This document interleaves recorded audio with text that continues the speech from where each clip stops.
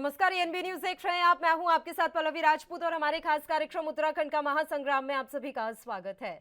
उत्तराखंड बनने के बाद से ही गैरसैंण राजधानी के मुद्दे को हर पार्टी ने भुनाया है, लेकिन बीजेपी की सरकार ने 2020 से गैरसैंण को ग्रीष्मकालीन राजधानी घोषित किया और लगातार बीजेपी ने गैरसैंण को चमकाने के लिए पूरी कोशिश की। और अब बीजेपी सरकार यानी पुष्कर सिंह धामी ने बजट में भी गैरसैंण के अवस्थापना विकास के लिए बजट में 20 से 22 करोड़ रुपए का प्रावधान किया है, जिससे वहां पर विकास हो सके।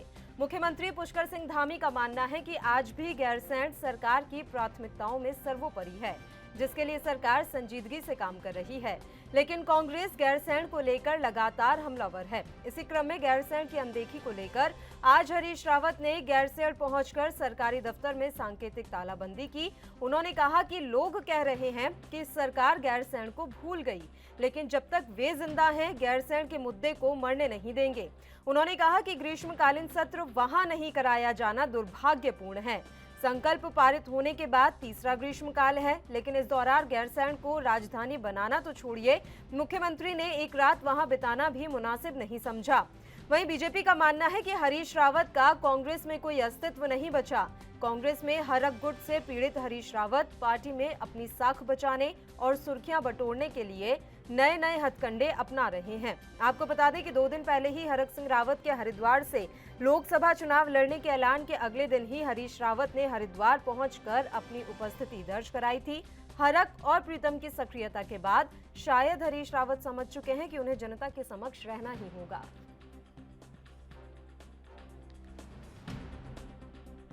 हमारी सरकार ने ग्रीष्मकालीन राजधानी गैरसैंण को बनाया है और हम प्रतिबद्ध हैं कि गैरसैंण का जो आधारभूत जो संरचना है उसके विकास के मॉडल को आगे बढ़ाने के लिए, उसको विकास को बढ़ाने के लिए इस बार के भी बजट में हमने 22 करोड़ रुपए की धनराशि का सीधे सीधे प्रावधान किया है विभागों के अतिरिक्त, जो कि गैरसैंण के विकास के लिए खर्च होगा।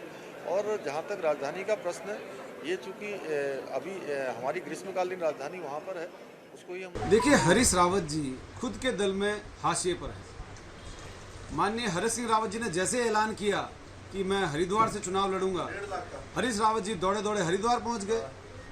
माननीय मुख्यमंत्री जी ने कहा कि हमने गैरसैंण के लिए 22 करोड़ का बजट इसी बजट सत्र में स्वीकृत किया है, तो हरीश रावत जी गैरसैंण के मुद्दे पर तालाबंदी करने पहुंच गए।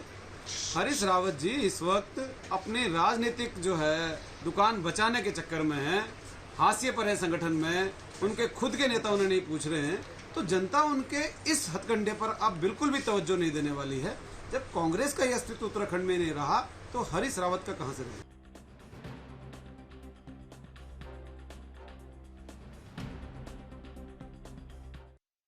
और चलिए इस मसले पर अब हम चर्चा की शुरुआत कर लेते हैं। 2 मेहमान इस समय हमारे साथ जुड़ गए हैं। मेहमानों से पहले आपका परिचय करवा देते हैं। हीरा सिंह बिष्ट जी हमारे साथ जुड़े हुए हैं, वरिष्ठ नेता हैं कांग्रेस पार्टी के, और रविंद्र कुमार जी हमारे साथ जुड़े हुए हैं, प्रदेश प्रवक्ता हैं भारतीय जनता पार्टी के। दोनों ही मेहमानों का स्वागत है एएनबी न्यूज पर। हीरा सिंह बिष्ट जी, शुरुआत आप ही के साथ करना चाहेंगे। आप गैरसैंण का मसला उठा रहे हैं, हरीश रावत भी पूरी कोशिश कर रहे हैं कि इस मुद्दे को जिंदा रखा जाए, लेकिन भारतीय जनता पार्टी ने तो मुद्दे का रुख ही बदल दिया है। सर, वो तो सीधे तौर पर ये कह रहे हैं कि अब हरीश रावत सिर्फ अपनी साख बचाने के लिए और सुर्खियों में रहने के लिए इस तरह के हथकंडे अपना रहे हैं। बीजेपी की सोच बहुत छोटी है जी। हरीश रावत कोई राजनीति के लिए नहीं, बल्कि एक समय की आवश्यकता है, राज्य की आवश्यकता है। हर पार्टी ने गैरसैंण को राजधानी बनाने की घोषणा की। बीजेपी ने अस्थायी राजनीति सत्र हमारा ग्रीष्मकालीन गैरसैंण में होगा, उससे भी बचते चले आ रहे। 5-7 साल इन्होंने दूसरी सरकार इनकी चल रही है, एक दिन भी गैरसैंण। अब इस बात की जिम्मेदारी किसकी है कि जनता की भावना का अनुरूप गैरसैंण को राजधानी डिक्लेयर किया गया, अस्थायी और अस्थायी अग्रीष्मकालीन हो, और वहाँ 1000 करोड़ से ऊपर खर्च हो गया, तो उसकी जिम्मेदारी बीजेपी इस बात को नहीं समझ रही। केवल इतना पैसा अलॉट कर दिया, तुम एक दिन जाने का कष्टी कर रहे, वहाँ की भौगोलिक परिस्थिति को देखने का जो कांग्रेस का टाइम पर काम हुआ वही हुआ। एक आदर्श राजधानी बने, सेंटर बने, जनता की भावना भी, आंदोलनकारियों की भावना भी है, यहाँ तो डेवलप है, उस बहाने वहाँ डेवलपमेंट भी हो जाए, और कम से कम ब्यूरोक्रेट पर जाने की हिम्मत तो जुटाएं। ये देहरादून में मलाई चाट रहे ब्यूरोक्रेट, सारे अधिकारी बैठ के पहाड़ पर जाकर देखें क्या दिक्कत आ रही है। तो हरीश रावत जी को व्यक्तिगत नहीं, वो गलत आप उसको कर दे रहे, वो जनता की बजट में भावना, 20 राज्य से की 22 करोड़ भावना। रुपए का प्रावधान किया गया गैरसैंण के अवस्थापना विकास के लिए। आप इसे पर्याप्त न मानकर ये चाह रहे हैं कि वहां पर ब्यूरोक्रेट्स को जाना चाहिए, खुद मुख्यमंत्री कम से कम एक रात तो वहां पर बिता कर आए। बिष्ट साहब, बिल्कुल, मुख्यमंत्री में जाएं, राजधानी में चाहे 1 हफ्ते का सेशन करें, ग्रीष्मकालीन करें, ब्यूरोक्रेट्स को पहाड़ों की स्थिति तो पता लगे, तभी तो डेवलपमेंट होगा। यहाँ बैठकर क्या कर रहे हो? कमीशन खोरी के अलावा ब्यूरोक्रेट, यहाँ के बीजेपी के नेताओं पे तो कंट्रोल हो नहीं रहे। जैसा वो कह रहे मुख्यमंत्री वैसा ही कर रहे।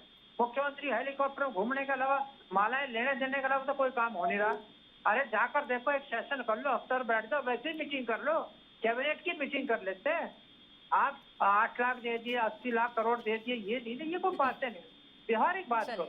जब अपने राज्य की भौगोलिक स्थिति से जानकारी नहीं ले सकते, वहां जाकर वहां के हालात पर चर्चा नहीं अच्छा, कर आप सकते। ये कहना उसको- चाहते हैं कि धामी जी को पता ही नहीं है कि वहां की भौगोलिक स्थितियां क्या है?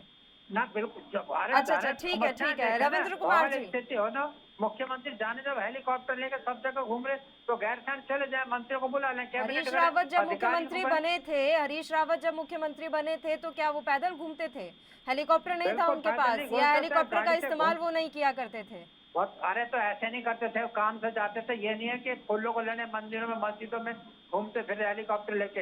एक जनता के हित की सुनवाई करने के लिए हेलीकॉप्टर का प्रयोग कर रहे हैं। स्वागत के अलावा एक उदाहरण बता दीजिए आप, एक उदाहरण बता दीजिए कि जनता की समस्या को लिए, किसानों के, मजदूरों के, कर्मचारियों के, अध्यापकों की समस्या ले गए हो, केवल स्वागत कराने के लिए गए, या मंदिरों में गए, धार्मिक कार्यक्रमों में जा रहे, जागरण में जा रहे, यही तो हो रहा।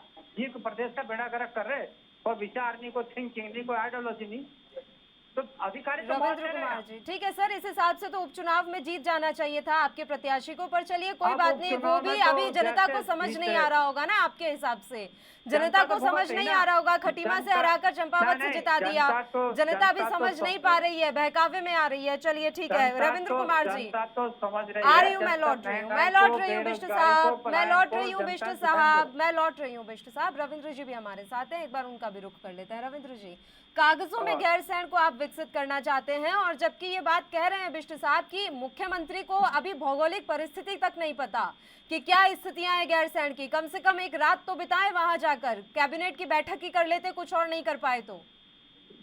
और देखिए, जहां तक गैरसैंण की राजधानी का मामला है, गैरसैंण की राजधानी को स्वरूप देने का काम भारतीय जनता पार्टी ने जिस प्रकार से किया, और गैरसैंण को ग्रीष्मकालीन राजधानी बनाने का जिस प्रकार से काम किया, वो भारतीय जनता पार्टी थी। और गैरसैंण ही क्यों, उत्तराखंड को उत्तराखंड अलग राज्य देने का काम जिस प्रकार से अटल जी की सरकार ने किया, आज ये इसके चैंपियन बनते हैं।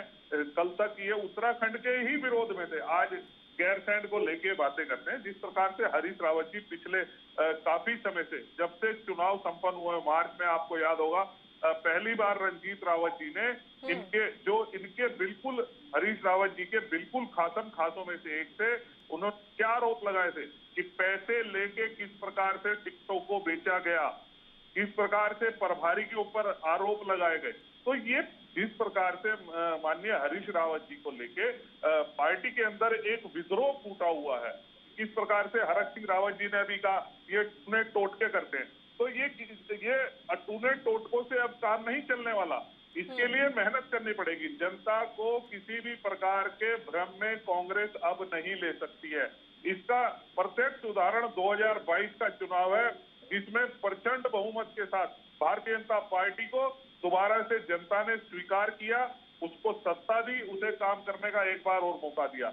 जहां तक रही गैरसैंण राजधानी की बात, तो भारतीय जनता पार्टी के संकल्प में है, भारतीय जनता पार्टी के दृष्टि पत्र में है। उस कब से संकल्प में चला आ रहा है ना रविंद्र जी, ये कोई नया आप बता रहे हैं क्या? ये तो कब से संकल्प में चला आ रहा है, पता नहीं ये संकल्प आपका पूरा कब होगा। और हरीश रावत ने जाकर सरकारी कार्यालयों पर अगर तालाबंदी की है तो क्या गलत किया है? आप भी मुझे बता दीजिए, वहां पर कितने सरकारी अधिकारी इस समय पदस्थ होकर बैठे हुए हैं और कितना काम चल रहा है वहां पर। आप बस खाली बातें करते रह जाएंगे कि हमारे संकल्प में है, हमारे दृष्टि पत्र में। अरे तो दृष्टि डालिए तो सही, दृष्टि पत्र में लिख देने से क्या होता है?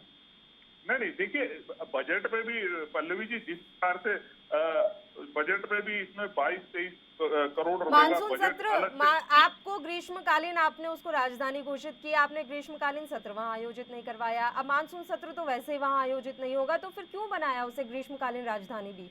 ना बनाते जब करना ही नहीं था वहां पर कुछ। देखिए, ग्रीष्मकालीन राजधानी जिस समय सत्र होना था, उस समय दो तरीके की असुविधाएं थी। एक तो राज्यसभा का चुनाव होना था, दूसरा यात्रा को लेके प्राथमिकता दी गई और सभी एक सिरे से सभी लोगों ने अपील करी कि प्राथमिकता जो है यात्रा को दे।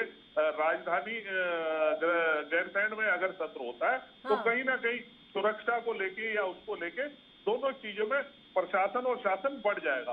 उस समय हमारे लिए प्राथमिकता पहले रूप से जो बाहर से आए लाखों करोड़ों यात्री थे उनकी सुरक्षा को लेकर थी, वो जिम्मेदारी थी हमारी। और उस यात्रा को बड़ी सफलतापूर्वक जो है सरकार ने संपन्न कराया, जो अभी भी चल रही है। लेकिन उस समय एक भारी रश था, एक भारी जो है दबाव था यात्रा का, लोगों का। इस कारण से गैरसैंण में उस समय जो है ये भी एक कारण उसमें रहा है।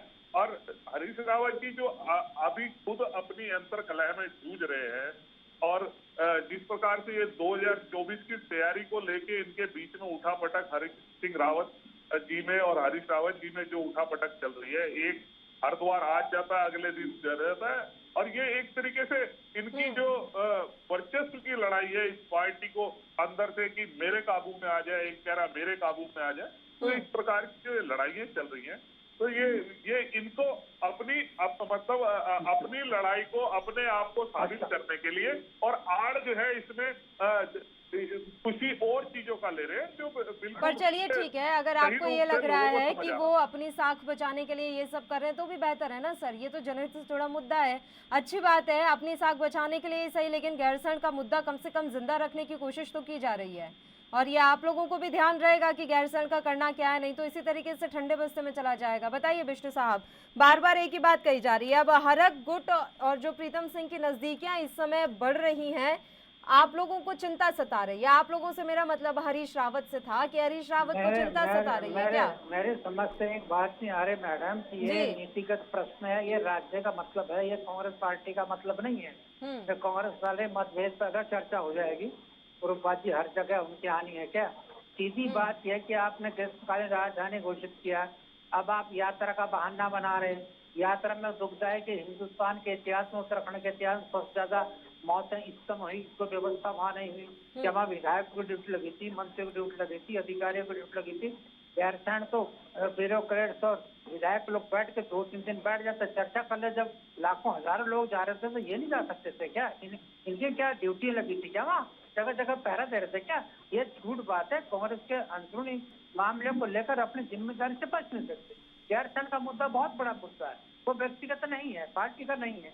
गैरसैंण राजधानी जनता की भावना का अनुरूप वहाँ पर बनाया गया, डेवलपमेंट हुआ। मैंने कहा हजारों करोड़ खर्चा किया गया, तो उसका उपयोग हम 2-4 दिन में रुक सकते। ब्यूरोक्रेट से कहने पर सरकार चल रही है, ब्यूरोक्रेट से कहाँ जाओगे साहब, यात्रा सीजन चल रहा। अरे दमदार मुख्यमंत्री होता तो अधिकारी फॉलो हो जाते, सब वहाँ बैठते, 2-4 दिन वहाँ चर्चा करते, देखते क्या हालात है, प्रैक्टिकल भी यात्रा का भी ज्ञान ले लेते, अनुभव शेयर कर लेते, यात्रा में क्या परेशानियां हो रही। लेकिन जाना तो चाहते नहीं। मुख्यमंत्री हेलीकॉप्टर नहीं छोड़ना चाहता, मंत्री अपने दफ्तर नहीं छोड़ना चाहते, लाल बत्तियां लेकर घूम रहे। एक उपलब्धि बता दे, 72 ITI बंद कर दिए राज्य सरकार के, 72 ITI जहाँ से नौजवानों को रोजगार मिलता। नीतिगत प्रस्ताव बीजेपी बात करे ना, कांग्रेस के अंदर में ग्रुपबाजी की बात थोड़ी हो रही है। ये तो राज्य के हित की बात हो रही। तुम्हारे घोषणा पत्र के अकॉर्डिंग तुमने गैरसैंण राजधानी बनाई, कुछ नहीं किया, आपने 22 करोड़ अलॉट कर दिया, तो क्या करोगे उसका अलॉट कर, कैसे करोगे डेवलपमेंट जब कोई अधिकारी मंत्री वहाँ झांक लेने जा रहा? ये इतिहास है बीजेपी का। कांग्रेस ने वहाँ सेशन भी किया, डेवलपमेंट भी किया, 1000 करोड़ के ऊपर खर्चा भी किया, तो जनता के भाव। अरे उसको राज्य की अस्थायी राजधानी है ग्रीष्मकालीन आपने घोषित किया, उसका सम्मान तो रखो। लेकिन नहीं, सुख सुविधा में डूबे, चूंकि अधिकारी जाना चाहते हैं तो मंत्री इसमें कमजोर है। मुख्यमंत्री हाँ ये अधिकारी जो कहते वही करेंगे, तो बड़ा दुखद है ये चैप्टर को। हमें ही बहुत तकलीफ है, कहाँ से कहाँ घुमा रहे हो ग्रुपबाजी में। अरे जो तुमने घोषणा की उस पर तो स्टैंड करो भाई। रविंद्र जी देखिए, अच्छा एक चीज है, बड़ी परेशानी है, हेलीकॉप्टर से बहुत परेशानी है कांग्रेस को। एक तो मुख्यमंत्री को कहिए कि हेलीकॉप्टर से ना आया जाया करें, थोड़ा सा दिक्कत कम हो जाएगी शायद। बताएं। देखिए, मैं हीरा सिंह बिष्ट जी बड़े पुराने नेता है और हम एक जमाने से इन्हें देख रहे हैं और मैं इनकी बहुत पर्सनली बहुत रिस्पेक्ट भी करता हूँ।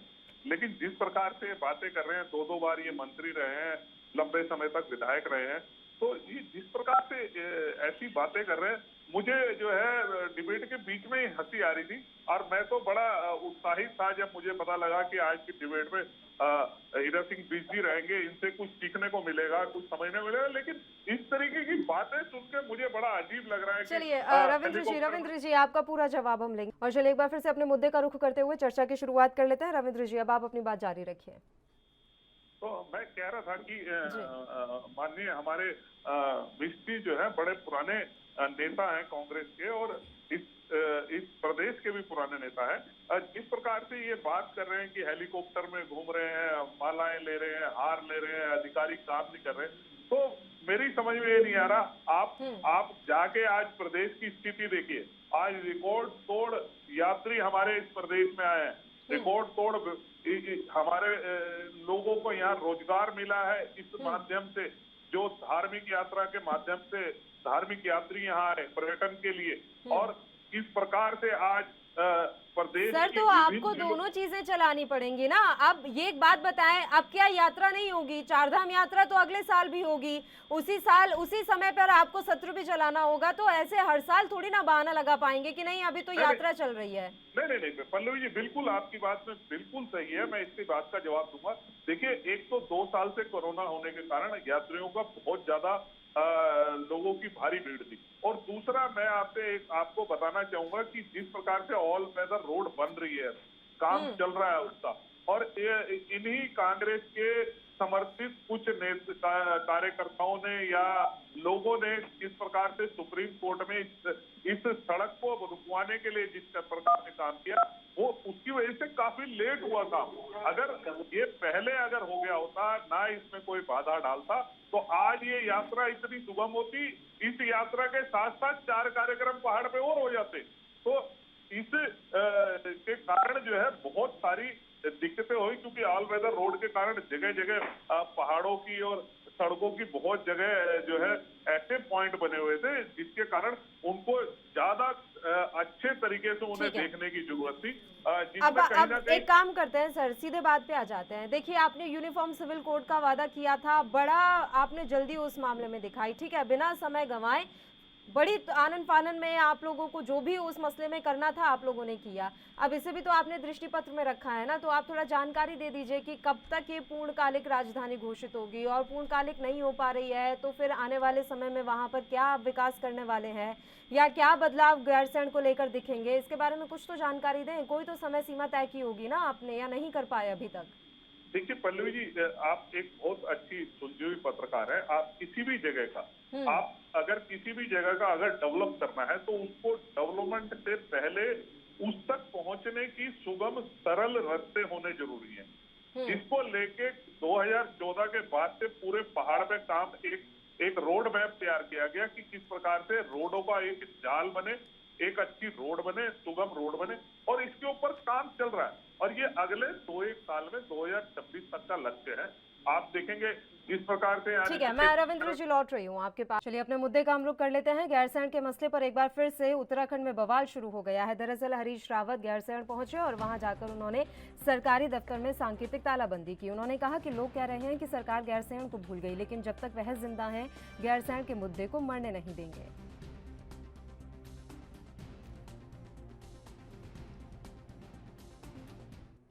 चलिए एक बार फिर से हम चर्चा की शुरुआत कर लेते हैं। हाँ रविंद्र जी, मैं आपसे जानना चाह रही थी कि कब तक काम पूरा हो पाएगा, और जैसा कि आप कह रहे थे कि अगर कहीं पर भी विकास कार्य करने हैं या उस जगह को विकसित करना है तो एक सुगम रास्ता होना चाहिए। 2026 आपको सर समय बता रहे थे, लेकिन मैं फिर वही पूछूंगी आपसे कि देहरादून स्मार्ट सिटी का काम भी 2022 तक पूरा हो जाना था। अब 2026 गैरसैंण के लिए हम इंतजार कर लेते हैं। कितनी वादा खिलाफी सर? देखिए आप बिल्कुल ये बात कह सकते हैं। ऑल वेदर रोड का काम सबको पता है, जग जाहिर है कि किस प्रकार से सुप्रीम कोर्ट में रोड़े अटकाने का काम किया गया। उस काम को 1-1.5 साल लंबा उस पर रोक लगवाई गई। फिर कैसे कैसे ये क्रेन के से उसको जो है क्लियर करवाया गया।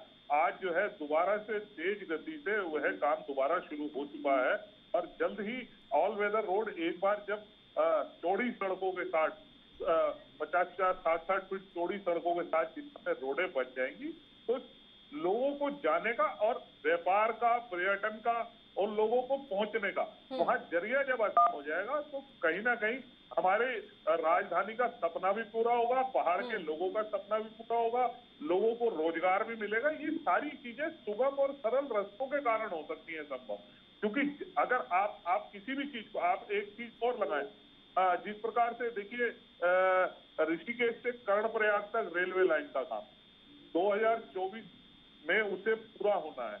2024 में जब वो है कर्णप्रयाग रेल पहुंचेगी, आप सोच के देखिए कितना व्यापार का स्तर बढ़ेगा, लोगों को किस प्रकार से पर्यटन की तरफ बढ़ावा मिलेगा, हमारे पहाड़ों पे रोजगार पहुंचेगा। तो यही काम तो राजधानी में बैठ के करना है, लोगों का पहाड़ का विकास, पहाड़ पे रोजगार, पहाड़ पे से पलायन ना हो, वापिस रिवर्स पलायन जाए, इस और ही तो काम करना है। यही काम तो आज राज्य सरकार भारतीय जनता पार्टी। चलिए ठीक है सर, हम तो यही उम्मीद करते हैं कि गैरसैंण को लेकर आपने अपने दृष्टि पत्र में जो कुछ भी वादे किए हैं उन वादों को जल्द से जल्द पूरा किया जाए। फिलहाल आप दोनों ही मेहमानों का शुक्रिया चर्चा करने के लिए आप हमारे साथ जुड़े, और इसी के साथ उत्तराखंड का महासंग्राम में भी इतना ही। मुझे दीजिए इजाजत। देश और प्रदेश की तमाम ताज़ा खबरों के लिए आप बने रहिए हमारे साथ। नमस्कार।